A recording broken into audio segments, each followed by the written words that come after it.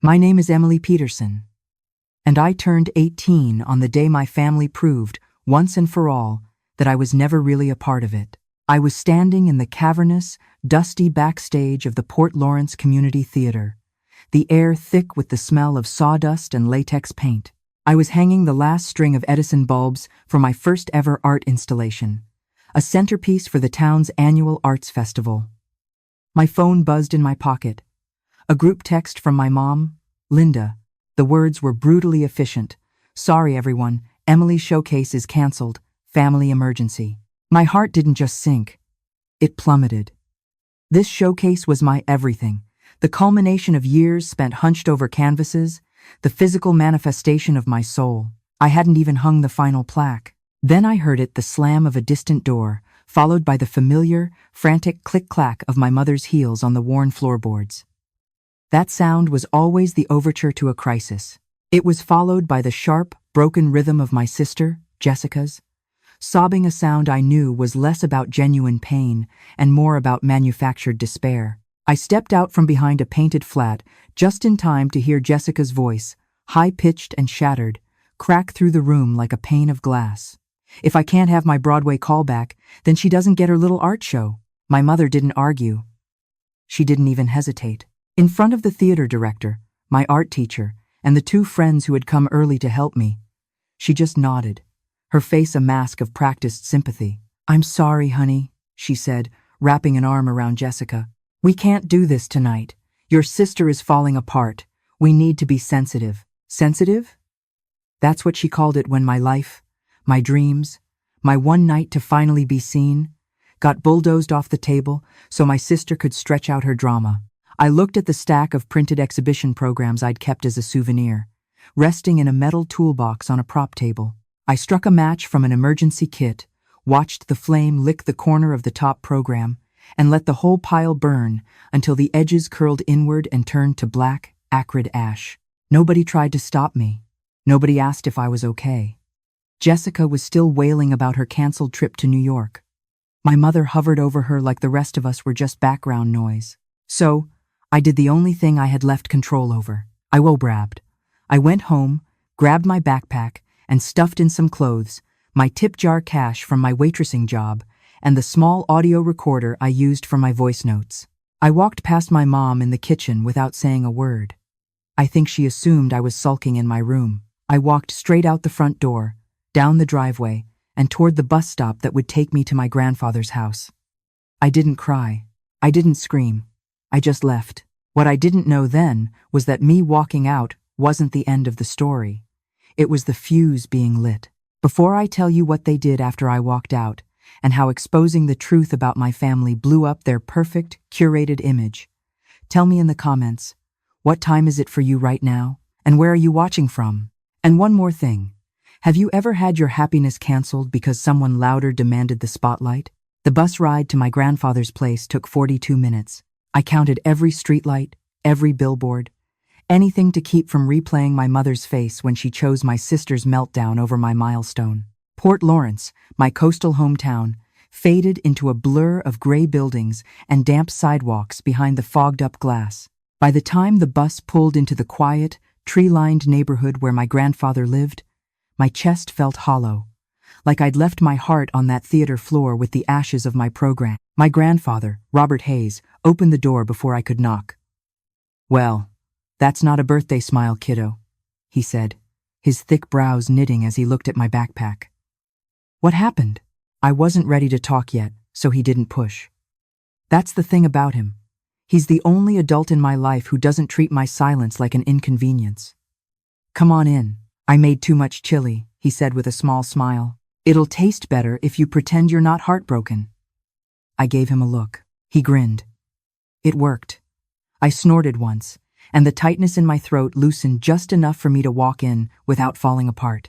After dinner, he led me to the small spare room upstairs, the one that always smelled faintly of old paper and lemon cleaner. "You can stay as long as you need," he said, setting my backpack on the bed. "No questions until you're ready to give answers." When he left, I finally let myself exhale. The room was cluttered with boxes from when my mom left for college. Curiosity is a dangerous thing when you're hurting, But I couldn't help it. I started opening boxes. Old books, a faded varsity jacket, a shoebox full of Polaroids. At the bottom of one box, wrapped in a t-shirt, was a worn blue journal with my mother's maiden name scribbled on the front. I shouldn't have opened it. I know that. But the girl inside me who had just had her 18th birthday showcase erased needed to understand the woman who did it. The entries started when my mom was 16. By page 3, I felt like I was reading my own life with different names. Mom only cares about my sister's competitions. I got on the honor roll, and she barely looked up from the program schedule. I feel like furniture in my own house. There it was. My own feelings, written in someone else's handwriting. She had been the forgotten daughter once. And then, in a later entry, the words that stopped my breath. If I ever have daughters, I swear I'll never make one of them feel like the extra. I stared at that sentence until my eyes blurred. I thought about being 11 and watching Jessica get a used car for her 16th birthday while I got a bicycle to build character. I thought about my 13th birthday, where my mom left halfway through my cake to drive Jessica to a last-minute rehearsal, promising she'd make it up to me, and never did. I thought about the college savings account that used to have my name on it until, one day, it didn't. My grandfather knocked gently. "You okay in there?" he asked. I wiped my eyes, dropped the journal back in the box, and opened the door. "Did Mom ever talk to you about how she grew up?" I asked. His face softened in a way I hadn't seen before. He motioned for me to sit on the edge of the bed. "Your mother was the less shiny kid," he said quietly. "Your grandparents favored your aunt. Sports trophies, pageants, you name it. Your mom swore she'd be different as a parent. But some people confuse different with repeating the same thing in a new outfit." Something clicked in my chest, like a lock turning in its rusted place. This wasn't random. It was a pattern, stretching back generations. My mom hadn't just accidentally canceled my showcase. She'd been trained by her own childhood to believe that one daughter had to be the star, and the other had to be the supporting act. That night, I lay on the unfamiliar bed, clutching my little audio recorder like a lifeline. Instead of crying myself to sleep, I pressed record. "Entry 1, I whispered. "This is Emily Peterson, 18 years old. Current status? Showcase canceled, family patterns exposed, and I just found out my mom once promised not to become exactly who she is now." The red light blinked back at me, silently capturing the beginning of a story I hadn't realized I was ready to tell. Living with my grandfather was like stepping into a different version of reality. One where my needs weren't an inconvenience, and my voice didn't bounce off walls and disappear. He was a retired local radio host, which meant his small house was full of relics from another era of storytelling. Old microphones, tangled cables, a dusty mixing board in the attic he jokingly called the spaceship. On my second morning there, he found me at the kitchen table, scrolling through my phone, rereading my mom's cancellation text until the words lost all meaning. "Want to see something cooler than doom scrolling?" he asked. He took me up to the attic, flipped on a flickering lamp, and revealed the setup. "Back in the day, I used to host a late-night call-in show," he said, running his fingers along the dusty faders. "People would tell me their problems, and I'd just listen. Sometimes that's all people really need." I stared at the microphone, then at my little recorder in my hand. "Can I use this?" I asked. He shrugged. "It'll make a better paperweight if you don't." That night, I sat alone in the attic, put on the old headphones, and hit record. "Entry 2, I whispered. "This is Emily, the girl whose mom canceled her 18th birthday showcase to manage her sister's tantrum. I guess this is what it's like to be the background character in your own family movie." I talked for 20 minutes straight about the theater, the burned programs, the blue journal, and the soul-crushing realization that my mom's favoritism wasn't a glitch. It was a system. When I finished, I played it back. For the first time, I didn't sound dramatic or childish. I sounded real. Wounded, yes, but clear. My grandfather listened to a snippet the next day while we washed dishes. "You know," he said, "people would listen to this." I laughed. "Yeah, sure. Welcome to the sad and forgotten show. Very upbeat branding." He shook his head. "You're not forgotten. You're unheard. Big difference." And the internet is full of people who wish someone would say out loud what they're afraid to even think. That's how the anonymous podcast started. We called it The Second Chair, a nod to the musician in the orchestra who plays just as hard as the first chair but doesn't get the spotlight. I posted the first episode using a voice filter and a generic cover art photo of an empty chair, never expecting more than a handful of random listens. By week 2, the stats showed thousands. Messages started trickling in. I'm the other daughter too. My mom always picked my brother. I thought it was just me. Please keep talking. I feel less crazy hearing this. Their stories piled up in my inbox, filling the space where my mother's texts should have been. At the same time, my old life refused to stay quiet. One afternoon at the coffee shop in my grandfather's town, I was wiping tables when my phone buzzed with a notification from an unknown number. It was a screenshot of Jessica's Instagram story, a photo of my empty bedroom with the caption, "Some people can't handle real pressure, so they run away and play victim. I guess not everyone is built for success." My jaw clenched. A second image followed, a screenshot from the group chat with some of our shared friends. Jessica had written, "Don't reach out to her. She loves the drama. She left on her own. She'll come back when she wants attention." One of my friends had silently forwarded it to me with a single message, "You need to see this." The next ping was a text from my mom, Linda. "Please stop making things harder for your sister. She's devastated about her Broadway callback being postponed. You know how important her career is. You walking out right now is selfish. We can talk about your little art show later." There it was again. My life filed under later. My sister's crisis stamped urgent. I took my phone up to the attic and slammed the door a little harder than necessary. When I hit record on the microphone, the words came out sharper, cleaner, less shaky. "Entry 6, I said.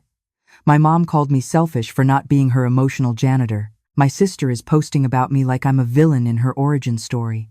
So, I'm going to do something they've never seen me do. I'm going to stop being quiet." I didn't name them. I didn't show their faces. I told the story in themes: Golden Sister, Emergency Mom, Invisible Girl. That episode exploded. People stitched it, clipped it, spread it. One comment stood out: "If you ever confront them, you should record it." People like that gaslight so hard. The truth needs witnesses. I scrolled over that comment again and again. Witnesses. Proof. For the first time, the idea of going back home didn't just feel like walking into a trap. It felt like walking into a courtroom where the jury was finally on my side. A week later, Jessica called. "No, hi. No, how are you?" Just a cold, accusatory tone. "So Grandpa's hiding you so you can talk trash about us online now, huh?" I put her on speaker so my grandfather could hear. "I'm telling the truth," I said calmly. "If it sounds like trash, maybe that's not on me." She laughed, a sound like ice cracking. "You think anyone cares? You'll come crawling back when you realize Grandpa can't protect you forever, or when Mom cuts you off financially." That night, I laid everything out on the attic floor: screenshots of texts, the photo of my burned programs, bank app screenshots I'd secretly taken months ago when I realized my college fund had been drained for a family necessity, and the pages I'd photocopied from my mom's old journal. I wasn't just the second chair anymore. I was building a case. The next move would change everything. I wasn't going back home to beg. I was going back to tell the truth, with the mic on and the world listening. The day I went back home, Port Lawrence looked exactly the same. Gulls screamed over the harbor. The same cracked sidewalk led up to our little blue house. The same potted plant my mom never remembered to water sat withered on the porch. It was almost insulting how normal everything looked, considering how much had shifted inside me. I tucked my phone, fully charged, into my back pocket and slipped my small recorder into the front pouch of my hoodie. My grandfather dropped me off at the corner and stayed in the car. "You sure about this, kiddo?" he asked, his voice laced with concern. I nodded, my resolve firm. "I'm not here to start a fight," I said. "I'm here to stop pretending one doesn't exist." I walked up the driveway, my heart pounding a frantic rhythm in my ears. Jessica's car was parked crooked, as if she'd stormed in and slammed the door, which felt on brand. I took one last, deep breath, opened the front door, and stepped inside, My mom, Linda, was at the kitchen island with her laptop open, spreadsheets glowing on the screen. Jessica was at the table, scrolling on her phone, earbuds in. Neither of them looked up right away. Typical. We need to talk, I said, my voice louder than I felt. Jessica pulled out one earbud and rolled her eyes. Wow, look who decided to visit, she said, her voice dripping with sarcasm. My mom rubbed her temples. Emily, can we not do this right now? Your sister is under a lot of stress with everything that's happened. I pulled out my phone, typed 3 words into my podcast app, Go Live Now, and tapped the screen. The audience counter started at a few hundred, then climbed rapidly. I set the phone on the counter, the camera angled at me, not them. No, I replied, my voice steadier than my shaking hands. This is exactly the time. My mom frowned at the phone. Are you recording this? Yes, I said, because every time I've tried to talk before, you've told me I'm remembering it wrong or being dramatic. I'm done letting our conversations exist only in your version of reality. Comments started popping up on the screen. She did it. She actually went back. We're here with you, second chair. Jessica snorted. You're really turning this into content. God, you're desperate. I swallowed, ignoring her. You canceled my 18th birthday showcase because her trip to New York fell through, I said, looking straight at my mother. You texted all my friends before you even told me. You called it a family emergency, when the only emergency was that she didn't get what she wanted. My mom's face flushed a deep red. Emily, you're oversimplifying. I'm not finished. I cut in. You didn't just cancel a showcase. You've been canceling me for years. Every time I had something important, if it clashed with her schedule, mine lost. Every time I needed you, her crisis was louder. You drained my college savings to pay for her summer program in LA and told me we'd figure it out later. Gasps flooded the live chat. Jessica's head snapped up. You don't know what you're talking about, she snapped. That was a family decision. I pulled a folded bank printout from my pocket and set it on the island. I took screenshots months ago, I said.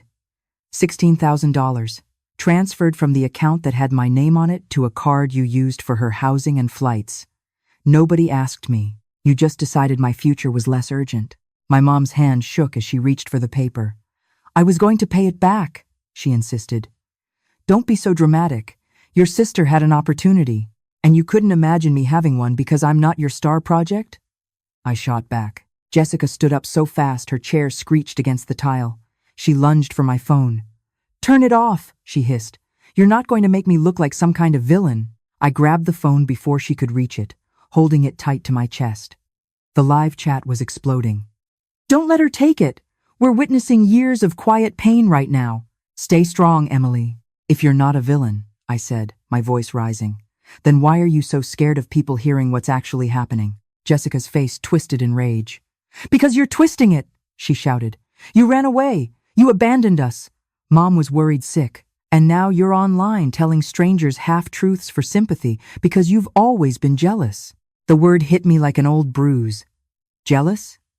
I thought of my mother's journal, of a 6-year-old girl promising not to repeat the pain. I didn't run because I was jealous, I said quietly. But the mic picked it up perfectly. I left because my boundary ran out. There's a difference. I reached into my bag and pulled out the photocopy of that journal entry. My mom's eyes widened in horror as soon as she recognized her own handwriting. Don't, she whispered. Not that. I held it up to the camera for maybe 2 seconds, long enough for the words to be captured. If I ever have daughters, I swear I'll never make one of them feel like the extra. This is you, I said to my mother, my voice breaking slightly.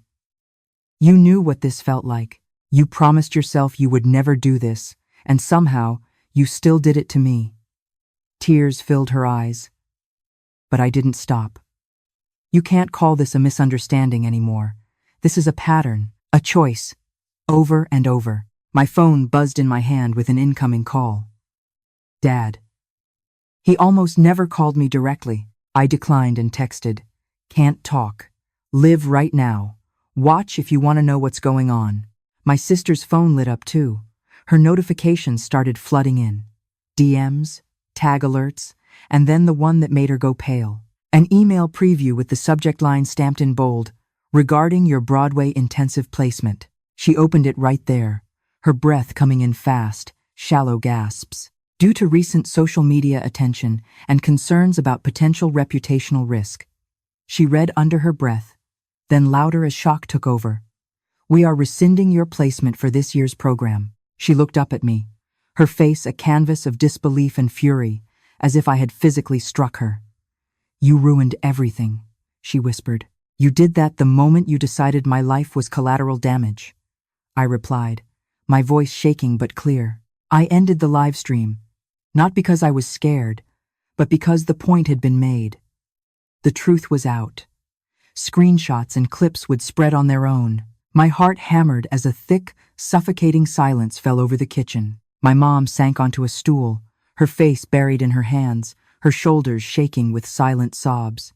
My sister stared at the email on her phone as if she could make it disappear by blinking. "I didn't do this to destroy you," I said, my throat tightening. "I did it because if I kept pretending everything was fine, I was going to disappear. And I'm done disappearing." I picked up my bag and walked toward the door. My mom called after me, her voice raw. "Where are you going?" I paused, my hand on the doorknob, and answered without turning around.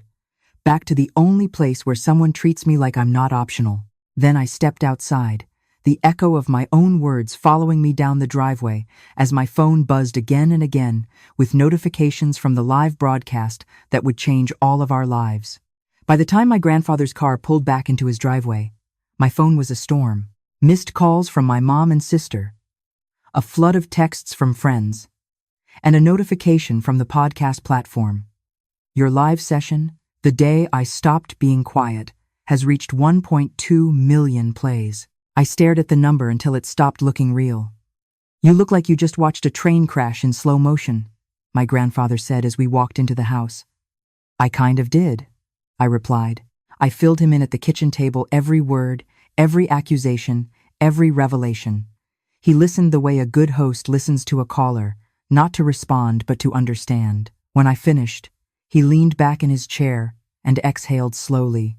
"Well," he said, "you didn't say anything that wasn't true, but it still blew up their lives," I whispered. "Jessica lost her spot in that Broadway program on the spot. Mom looked destroyed." "I did that." "No," he corrected gently. "Their choices did that. You just turned the lights on in a room they've been trashing in the dark for years." The internet, unsurprisingly, had its own opinions. Some people called me brave, some called me cruel.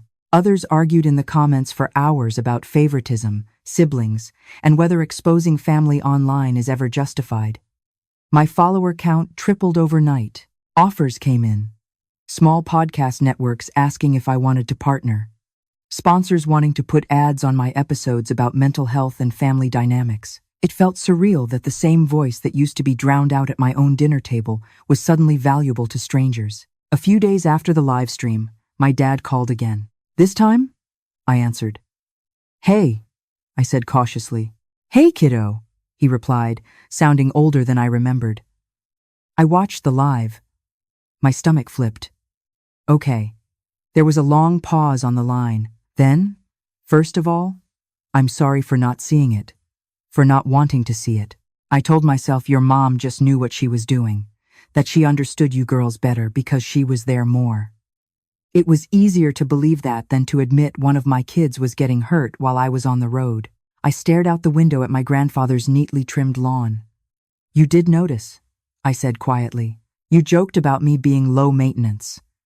That's just a nice way of saying the one we don't have to worry about." He sighed, a heavy, tired sound. "You're right. I used that as an excuse to not pay attention. That's on me."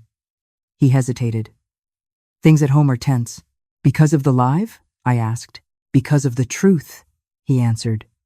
"Your mom and I had the worst fight we've ever had. I asked her why she thought it was okay to drain your college account without telling you. She said she planned to fix it, that you would understand someday.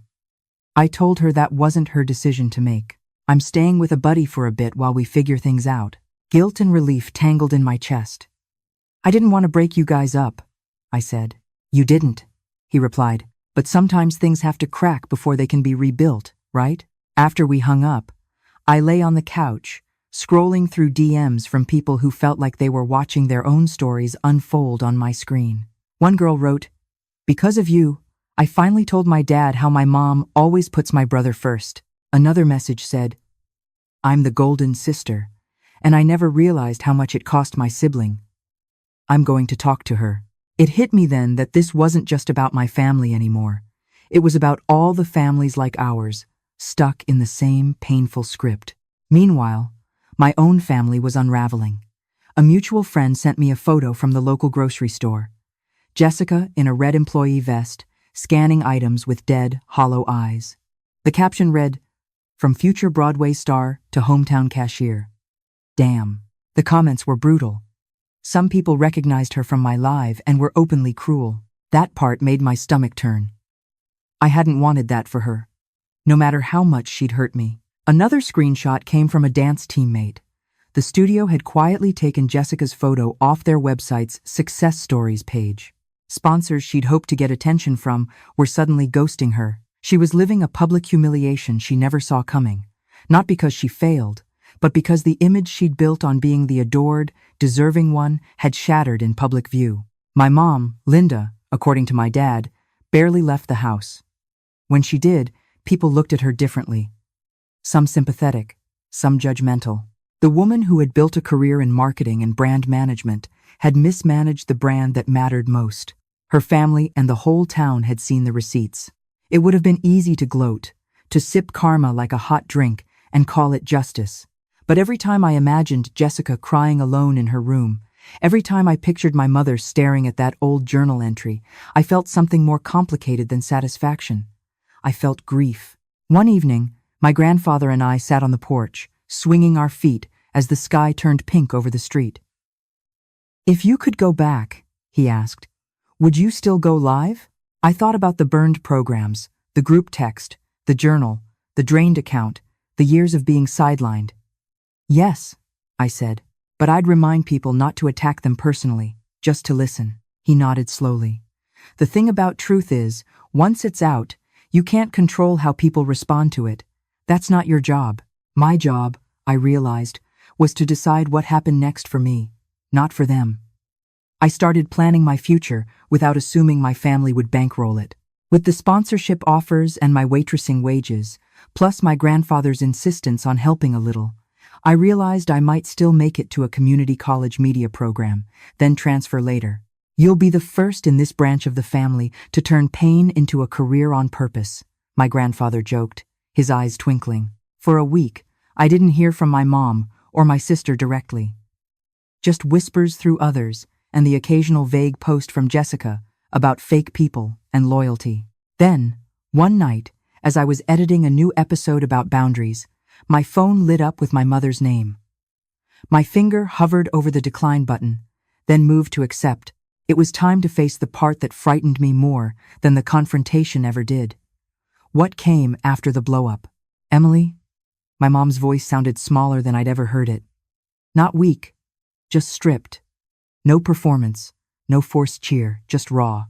I swallowed. "Yeah, I'm here." There was a pause long enough for me to hear her ragged breathing. "I don't know how to start this," she admitted. "Maybe with, 'I'm sorry,'" I said, not to be cruel, but because it was the only honest place to begin. She exhaled shakily. "I am sorry," she said, the words catching in her throat. "I'm sorry I canceled your showcase for your sister's meltdown. I'm sorry I took your college savings without telling you. I'm sorry I made you feel like you were always the one who had to adjust." The words hung between us like an unfamiliar language. I'd wanted to hear them for years, but now that they were here, they felt too light compared to the weight of everything that had happened. "Why?" I asked quietly. "Why did you do it? You knew what it felt like." "I read your journal, Mom. You were me once." She didn't even argue. "I know," she said, her voice breaking completely. "And that might be the worst part. I thought if I poured everything into one child, the one who seemed most likely to make it would redeem the years I spent feeling like the afterthought. I told myself I was sacrificing for the family, that you were stronger and didn't need as much. It was easier than admitting I was repeating the same cruelty I swore I'd never inflict. My throat tightened. Calling it sacrifice doesn't make it less selfish, I said. You gambled with my future. You bet on her and treated me like a safety net. On the other end of the line, I heard a muffled sob. You're right, she whispered, and now everything's falling apart. She hesitated, then added, Your sister isn't okay, Emily. I closed my eyes. I'd been bracing for this. What do you mean? She barely gets out of bed, my mom said. She drags herself to that job at the grocery store, comes home, and just shuts down. She doesn't talk to me. She doesn't dance. She scrolls through hateful comments until she can't breathe. Her whole identity was being the talented one, the chosen one. When that shattered, there was nothing underneath it. And that's my fault, too. I pictured my sister, her eyes puffy. Her shoulders slumped, the absence of that smug, invincible energy that used to fill every room. My heart twisted. I don't want her destroyed, I said. I just wanted a life that didn't require me to be small so she could be big. I know, Mom said, and I'm not asking you to fix her. I'm scared. Your dad's furious with me. He's talking about separation if I can't really change. The house feels haunted by all the things we never said. And you're out there, building a life without us. You have every right to. But I'm still your mother, and I don't know how to live with knowing I did this to you. I looked around my grandfather's attic studio at the microphone, the soundboard, the notes I'd scribbled about boundaries and generational trauma. You start by telling the truth, I said, as much to myself as to her. Not the story about me being too sensitive or jealous, the real one. I'm trying, she said, but I don't know if it's enough. Her voice wavered. Would you come to dinner? Just once. All four of us. Your dad will be there, not to pretend nothing happened, but to talk. To let us say what we should have said years ago. I won't ask you to move back. I just need you to see that I'm trying. My first instinct was to say no, to protect the hard-won peace I'd found.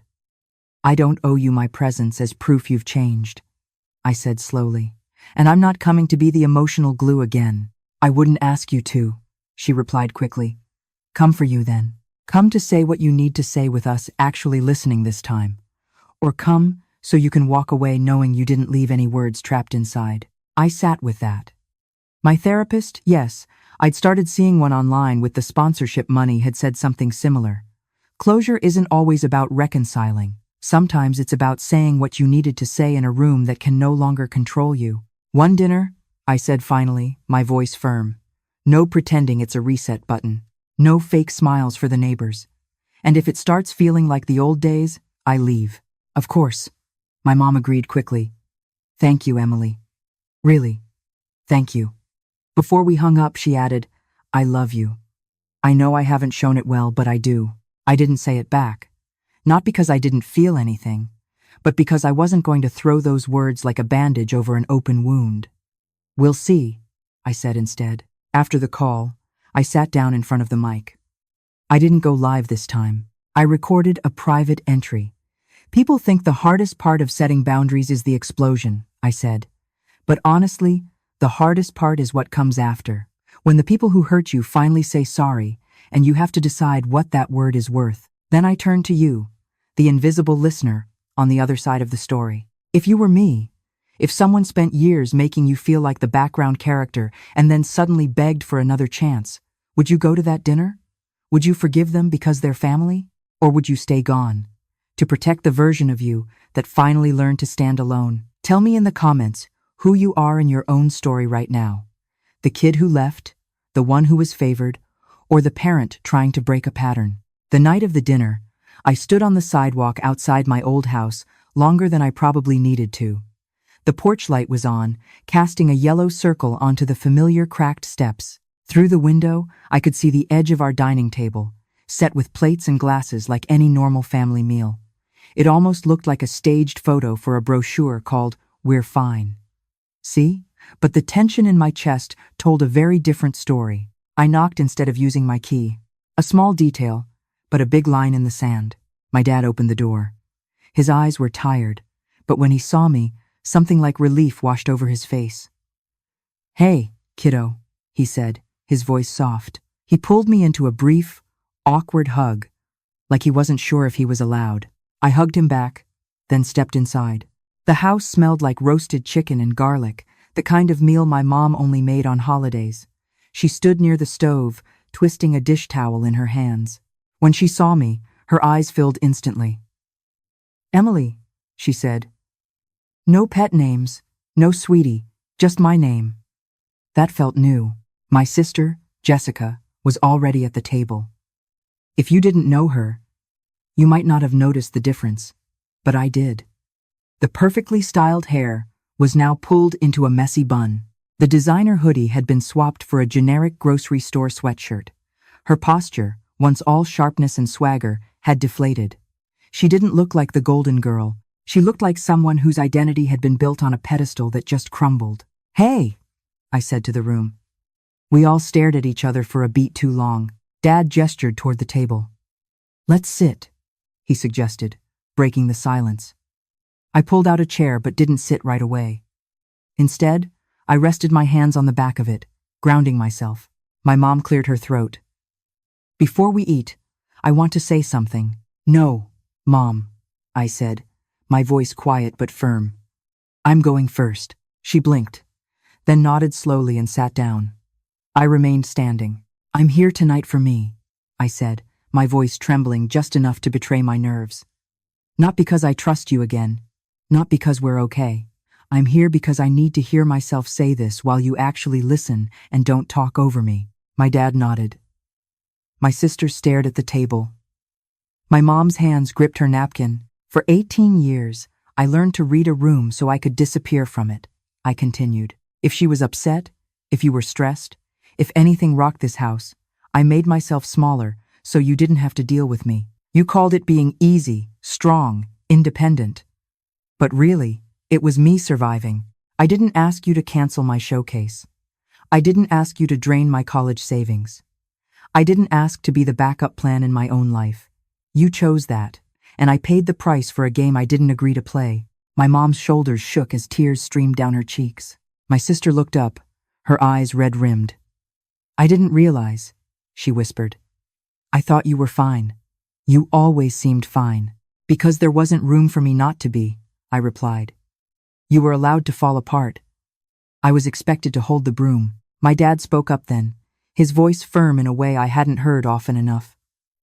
"I should have seen it," he said, looking from my mom to me. "I'm not going to pretend I didn't notice some of it. I did. I just told myself it wasn't that bad, that kids grow out of this kind of thing.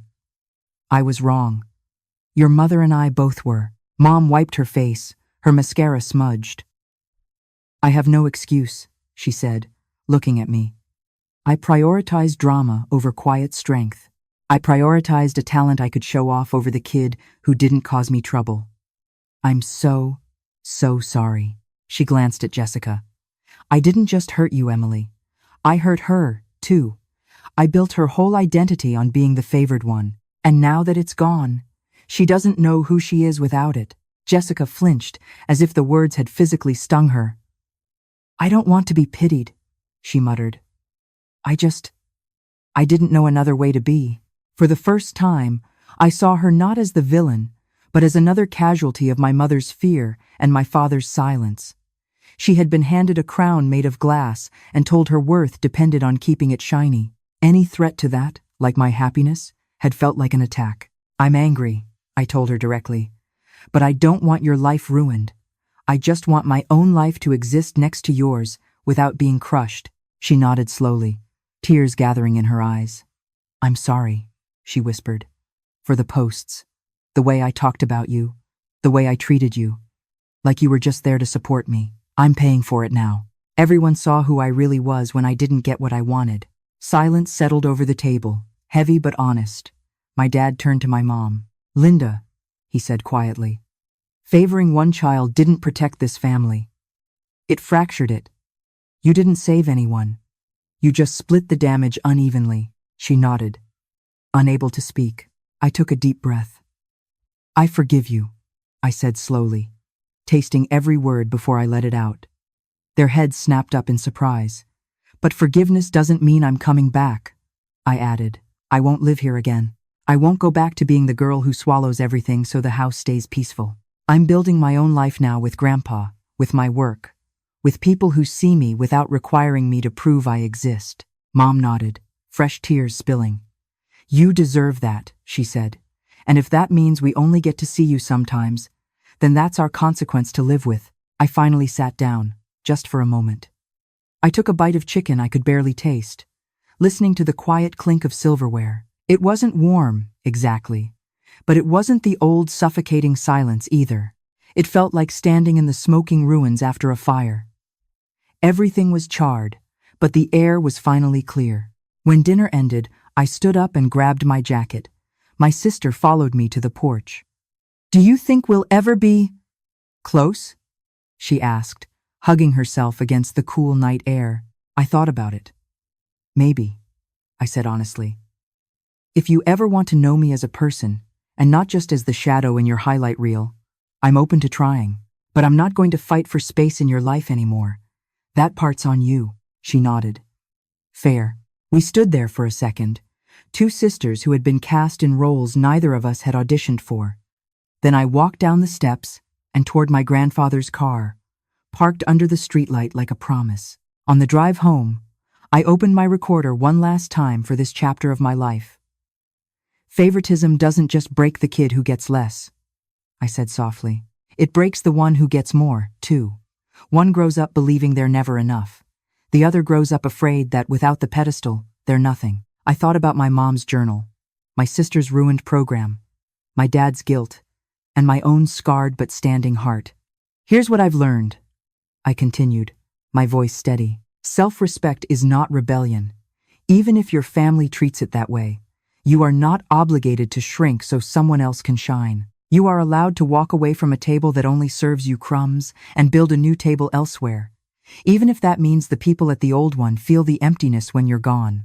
And then I spoke directly to you, the one listening, maybe with your own secret hierarchy at home. If you're the Emily in your family, the one who's always expected to understand, to adjust, to accept less, this is your sign that you're allowed to stand up, to say no more without apologizing for the echo it sends through your house. If you're the Jessica, the favored one, this is your chance to ask who you'd be if nobody clapped for you to see the sibling in the shadow and choose to stand next to them instead of on top of them. And if you're the parent, or the future parent listening to this, remember that love is not a spotlight you point at one child. It's a table big enough for all of them to sit at without fighting for the only chair. I ended the recording and looked out the car window at the passing lights, feeling something settle inside me. Not neat, not finished, but real. This wasn't a fairy tale ending. It was a boundary, drawn in permanent ink. Now, I want to know, in your own story, who are you most like? Me, my sister, or my parents? And what's one small thing you can do this week to change the script, even just a little? From my point of view, the main character isn't dramatic at all.